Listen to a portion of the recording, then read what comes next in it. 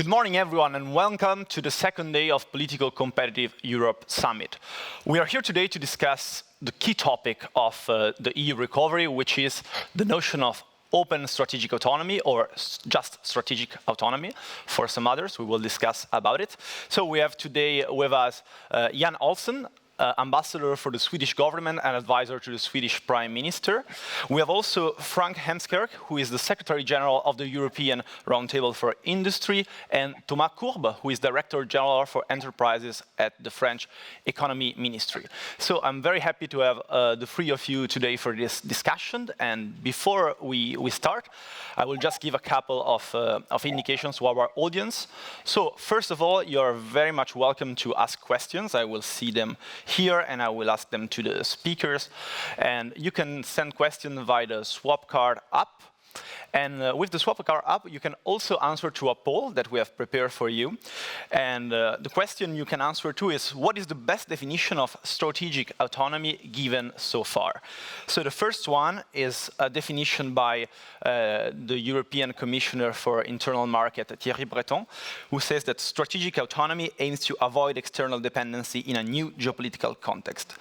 The second option is by the President of the Council, Charles Michel, according to which strategic autonomy must pursue three objectives: stability, disseminating EU standards, and promoting EU values.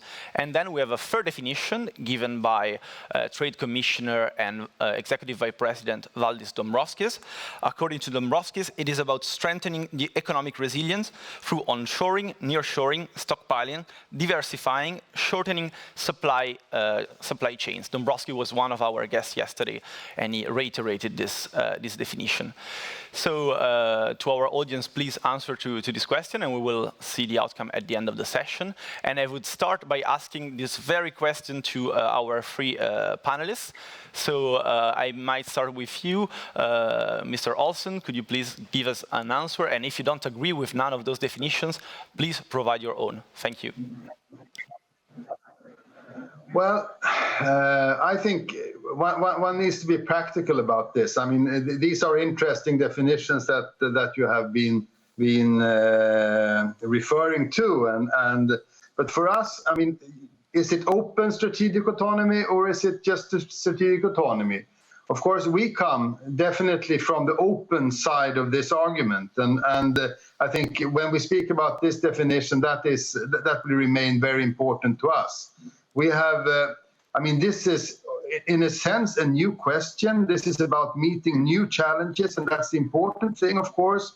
We have a new international situation where we meet unfair competition in fields, and we have security problems which we have to deal with. But basically, where we are, relatively speaking, different actors in this discussion is not new. I mean, you will find Sweden, where Sweden has always been, i.e. on the very open side of it, and you will find some other countries where you find them. So for us, this is about meeting challenges and developing new cooperation in order to be able to meet those challenges, and but doing it without changing the basic sort of where we are basically when it comes to dealing with international trade and competitiveness issues, i.e. we do this from a very open starting point. And so we in Sweden, we have coined the idea to talk about smart and selective. I mean, we do this, we take new measures when we need to, when there is a specific need on the market, could be because it's a real market failure, or because it's necessary in order to meet the green or digital, or to be able to undertake the green or digital transitions. but we do it. We do not do it indiscriminately. We do it smartly and selectively. Thank you very much, Mr. Olsen. And I would ask the same question to Director Courbe. Do you agree? Are you also on the open side on the open interpretation of this concept, or do you think, on the contrary, that there is a need to change the paradigm of European trade and competition policy? So, what is your own definition of strategic autonomy? Well, I would say my definition of strategic autonomy is ensuring Europe's capacity to master the supply or production of goods and services that are critical to fulfill its essential needs. And so this shows that this objective can be reached through a mix of supply and production, as long as these processes for the essential needs of Europe are mastered by Europe. If we stick to the definition, I would stop that there, but I can elaborate later on the issue of VC. Excellent. Yeah, we'll have plenty of time to elaborate.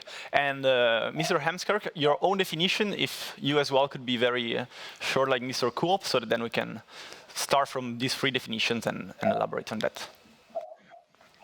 I will be short, but thank you for inviting us to this panel. And it's quite unique that you've invited three men from Sweden, from France, and from the Netherlands. So you can be sure that we will not talk about the European Championship soccer anymore. That's sure. And our definition of open strategic autonomy, that openness is crucial. It's being master of your own destiny. I didn't like the three quotes you gave. I thought Thierry Breton was too defensive, Charles Michel was too long, and Dombrovskis was too specific. So it's master of your own destiny with openness as a strength. Thank you very much. Yeah, master of own destiny is also the more literary one, so I think it's a great one. And maybe I will add to the discussion another definition, an interesting one that Pascal Lamy, former WTO Director General and former EU Commissioner for Trade, gave to us a few days ago when we were discussing this. And he told us that open strategic autonomy, it's an auberge espagnole. It's really a concept where everyone can bring its own meaning, and there is a lot of confusion around it, and it fits the narrative of all member countries. So that could also be a nice one, I think. And just to make our discussion a bit more concrete, I would maybe ask a question to Mr. Courbe about what France means by strategic autonomy. Today, there was the announcement of a paracetamol factory in Roussillon in France, and the French Economy Ministry has insisted very much on the fact that strategic autonomy and reshoring, relocation are two close concepts, and that reshoring is one of the ways to ensure Europe's strategic autonomy. And so I wanted to ask you, during the COVID crisis, we didn't have big problems with paracetamol, but there was a very symbolic issue behind the production of active ingredients in Asia. So I wanted to ask you, do you think that it makes sense to reshore also these kind of productions that are sometimes very polluting and that doesn't bring much added value, like paracetamol? Or do you think that it should just be about some key productions like batteries, for instance, which is something else we will discuss? Mr. Courbe. Well, thank you. I think it should be both. And we must acknowledge the fact that we have very strong dependencies. And even before the COVID crisis, we had shortages in Europe on very basic products, but very essential products, such as paracetamol, where in 2018 and 2019, we already had some shortages. And these dependencies are also in electronics with dramatic consequences we are seeing today in the automotive industry, or on another side on digital services such as cloud. And what we proposing is that on the most critical products or services that are essential to Europe's needs, even societal needs, such as in health or digital transition or green transition, we should find very pragmatic solutions to reduce these dependencies. And This paracetamol project you mentioned that was announced this morning is one example where we feel there was a need to answer these shortages and dependencies, but it should be considered together with new technology, new products, new markets, in which Europe should also prepare its economy to be in a position to fulfill its needs. This is what we are developing in the European alliances on batteries, on hydrogen, on health also, where there are obvious market failures, and these market failures are confirmed by DG Competition, and these market failures make it possible and necessary for the governments to intervene in building these value chains in Europe. And Mr. Hemskirk, I was wondering, from an industry point of view, do you share this idea? Do you see those big market failures we have been confronted with during the crisis? Or do you think that to a certain extent this risk is not as concrete as it is often represented? I think that's what you learn also at the military academies. Don't try to win the previous war.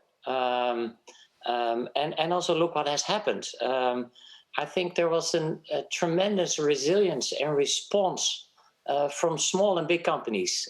By the way, there was also big support from the government during the COVID crisis. Also, I mean, we need strong governments as well. But for example, on face masks, the number of European companies that produced face masks went up from 12 to 500 in less than 2 months. Trade, there was, let's say, some obstruction of internal trade within the EU. And a lot of companies shifted and imported from outside of the EU. So many global value chains did deliver. And if you look to a tier 1 company, they have around 5,000 global suppliers. I don't think the government can and should try to manage these value chains. It's also not what the PG said. But of course, companies need to be transparent about managing these global value chains. And organic reshoring, bottom-up reshoring, and in that sense, getting more jobs and investments in Europe is wonderful. But enforced reshoring is not the winning strategy. Concentration of production in a single country doesn't make us more resilient. It's about flexibility, it's about diversification, it's about resilience, it's about investing in single market, research and development, making Europe strong in that sense in order to adapt to, we don't know what the next crisis will look like, but we will be strong and innovative. I think that's the answer to open strategic autonomy. Excellent. And Mr. Olsen, I'm very curious to hear you about this, especially when it comes to competition rules. It was said before that this new push for strategic autonomy and reshoring, it's to a certain extent compatible with our competition rules and with our state aid framework. I was wondering whether Sweden, which is traditionally an open market country, I mean, like many other EU countries, of course, but do you think that there is a risk here of, we could call it protectionism, or we could use other expression, but is there a fear of intervening too much in the economy and forcing reshoring? Yeah, I mean, you mentioned Pascal Lamy and who was the director of trade of the European Commission, and we have today what's the name now? Well, the president whose name I now forgot. Anyway, she was quoting at one instance or mentioning this old quote by Nietzsche that when we or whoever is fighting monsters should beware not to become the monster he is fighting. I mean, it's always very, very important not to make the or take up the tools and measures of your opponent in these matters, because then you will utterly fail. I mean, it's important that we stay as the European Union who we are, and keeping the basic traits of so yes, there is a risk that we go into too much protectionism, and we will, of course, as Sweden, fight that very much. We see we have lessons to learn from this pandemic. We have lessons to learn and challenges to meet, but we must do that by preserving the strengths of the European model, and of course the basic openness is probably the most important of all those strengths. So and the Director General I was speaking about was Sabine Weyand, of course. Sorry, what the name.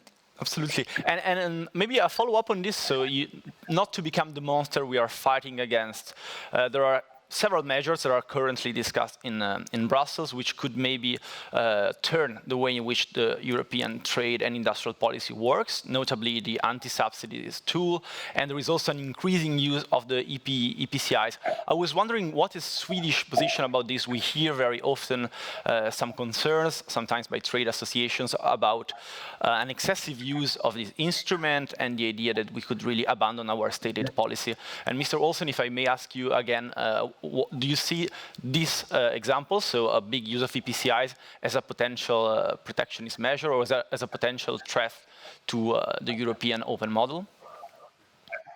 Well, again, I mean, the IPCIs, we are cooperating when it comes to the battery alliance, and we see room for using a tool like the IPCIs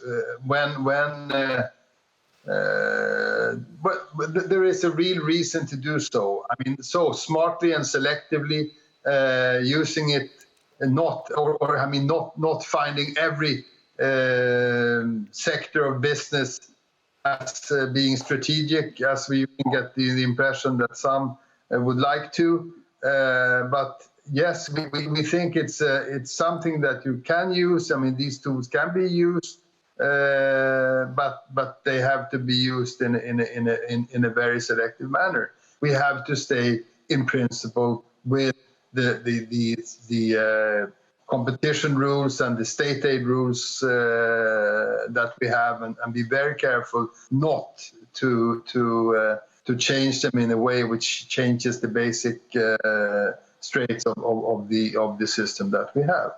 So yes, there is a risk. That's very clear, and I would like to maybe ask Director Courbe about this. So the Minister for Economy and Finance in France, Bruno Le Maire, has been very vocal on this topic, and he argued that the trade policy, the industrial policy, and the competition policy should really go together. So there has been in the past a European policy too much focus on competition and consumers, and now we should have a broader vision. So I wanted to ask you whether you also share this concern, or on the contrary, you think that the EPCI could be a good tool for the future. And just one thing that I forgot to explain to our audience, which of course already knows it, EPCIs is this scheme by the European Commission, which allows member countries to provide state aid under a derogatory regime. So there is a decision of the European Commission green lighting the aid, but it is made on a sectoral basis. So sorry for this parenthesis. So Mr. Courbe, do you think that on the contrary, EPCIs are a promising instrument for the future and they should be extended for other strategic sectors? Yes, first of all, I think that we can reach this strategic autonomy, capacity of Europe to fulfill its essential needs on critical products or services, only with the combination of an ambitious industrial policy, trade policy, and competition policies that are altogether dedicated to this strategy. And I would like to come back on the debate that just occurred to mention that it is not at all a question of forced reshoring or since what is at stake is only market-driven projects by companies that invest private funds in a much larger proportion than what is the public support, and only for viable productions. And this is the case both, as you mentioned, when we need to reshore a part of mature products production in Europe. You mentioned paracetamol, but there are other mature products in a very limited list, such as the one the EU Commission produced that will need to be reshored. And it is also the case in the framework of the European alliances, of the IPCEIs, where for more advanced technologies, future markets, there is a need not at all to concentrate production in one country, but on the contrary, to establish whole value chains abroad Europe that will be, for example, for hydrogen, from the production of hydrogen to the use of hydrogen for decarbonization of the industry. All around Europe, projects can help develop these technologies, produce these technologies that are needed for the green transition, and all this on a market-based approach, fully compatible with trade solutions and other supply from third countries solution. So these two approaches are very compatible and must work together. But this is the only solution to address our essential needs. And yes, I believe that IPCEI for hydrogen, for the green transition, for electronics, the shortages of electronics, the need to master the new technologies linked with semiconductors and electronics, or obviously in health or in cloud services. In all these very strategic sectors, there is a justification for IPCEI, coordinated approach in Europe, and governments supporting R&D and first industrial development to establish these value chains for future markets in Europe. Yeah, there is a point that you mentioned that I really think maybe is the heart of this issue. So whether this change is market-driven or it is kind of encouraged by public power. So that's why I would like to ask you a question, Mr. Enskirk, a question from our audience, which is about another issue we haven't mentioned yet, which is diversification of supply chains. So Dan Stevenson is asking, should member states be behind the diversification of supply chains, or should it be a company-driven? So we have seen in the definition of strategic autonomy by Dombrovskis that diversifying supply chains it is key. So Mr. Hemsker, do you think that there should be some kind of public scheme to help companies to diversify, or we should just let the market do it? I think we should come to a deal. And I think the deal should be the following. I don't think that governments have the knowledge and the tools to manage these extremely complex global supply chains. And Europe is a global winner. Many of our, and especially also of our the members of the European Roundtable for Industry, and many of them are global integrators. BMW in US, in Europe, and in China, Ericsson. So we have these global players.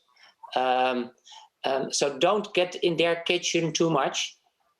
But I do think from the other side, it is fair that governments want to understand and want to explain to citizens what's going on and that they are aware. So the deal, I think, should be, on the one hand, don't get into the kitchen, but get more insight into the menu and how the menu is being prepared. So transparency and even mandatory due diligence on supply chains, but then at the European harmonized level, is something we as the European Roundtable would be in favor of. So that's the deal. And I'm a strong believer also on the important projects of the common European interest. We need to step up as Europe. If you look to there was a mind-blowing article early June in The Economist. we have not done well as Europe in terms of competitiveness. The size of our companies has been much smaller compared to the US and to China. And I'm not saying that big companies are better than small companies. We need both in the ecosystems. But if we want to be a geopolitical player, we cannot just be a referee. We also need to have players, smaller companies and bigger companies. So we need to step up. We need to have public-private partnerships. We need to have pre- and pro-competitive corporations, strategic, technology neutral, research and development. And in that sense, the IPCES are a very welcome initiative. You mentioned the size of companies, which is another key issue for the European industry, indeed. And it was a debate that we were hearing a lot about before the COVID crisis, now a little bit less. There was a push from some member states, for example, to review merger rules in order to pave the way for European champions. And I think it's going to be a big discussion again after the crisis is gone. And that's why I wanted to ask to Director Courbe and Ambassador Olsen your respective views about this. So France in the past has asked the Commission to maybe reflect again about how markets are defined, precisely to better rival Asian competitors and to make European industry more competitive. So I would like to ask you whether you're planning again to maybe for example, during the French presidency of the Council of the European Union, whether you're planning to call for a review and update of European competition rules, especially on mergers. And I would like to ask the same question to Ambassador Olsen to understand what these two very significant countries think about it. So, Director Courbe. Yeah, thank you.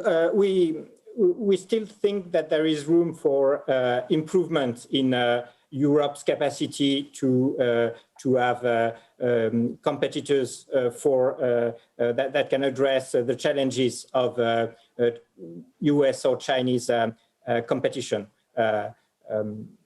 This is true for mergers, but this is also true, and this is also an element of Europe's autonomy. It is also true in digital services. And in this regard, we feel that during our presidency, two major regulations will progress, which are Digital Markets Act and Digital Services Act, which are indeed competition regulation that are needed to allow European companies to bring newcomers to grow and to be in a position to compete on digital services. So yet there are still a lot to do in these competition issues, but not only on mergers, but also on accessibility of markets in the digital markets for our innovative firms and startups in Europe.